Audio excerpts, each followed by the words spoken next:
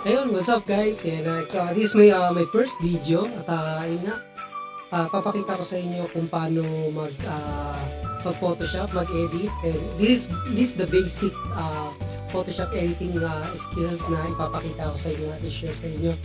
And don't forget to please tap this video for more videos na i-upload ko. And sa lahat ng mga nandito, sa lahat ng mga susuporta sa akin, tuturo ako kayo ng mga basic, is the basic lang, mga basic na talaga. Kasi hindi naman ako ganun ka-professional.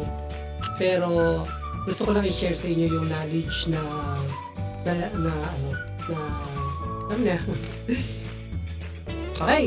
Okay, mag-i-start tayo. So, unang-una ito, papakita ko sa inyo yung picture ko. And, open lang natin yung Photoshop yan. So, yan. Nandito yung Photoshop yan. Ito, Photoshop yan. Okay? Ngayon, para, yung iba kasi, iba't iba yung ginagawa ng pag-cropping nila. Yung iba, i-erase nila, yan, ganyan. So, akin, para mas mapadali kayo, yan, gagawin nyo is, i-drag nyo lang siya dito para magkaroon siya ng copy. Then, pumunta kayo dito sa select, then hanapin nyo yung subject. Yan. Diyan sa subject, i-select nyo yung mismong tawag nito, yung mismong picture. Trabaho pa dyan.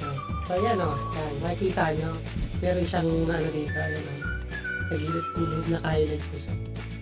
Then, after nyan, right-click nyo lang siya, right-click. Wait lang kailangan natin gagawin. I-right-click nyo lang siya. Yan, right-click. Tapos hanapin nyo yung select and mask. Yan. Then, hanapin nyo yung mismong tawag nito. Decontaminate colors. Yan. After nyan, nyo siya. Okay nyo siya. Select nyo okay. Pwede nyo siyang bawasan dito. Depende yan sa nyo. Ako kasi, tinatansya-tansya ko lang yan. Yan. So, after nyan, ito na yung mangyayari nyan. Okay. Naka-cut na siya. Tanggalin lang natin yan. Ayan. That's it. Kaya yung mga basic na lang.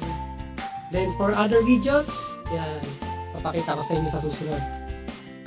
Yan. Maraming salamat po sa inyo. Sa lahat ng mga dito. Thank you so much. Hope you like my videos. Bye-bye.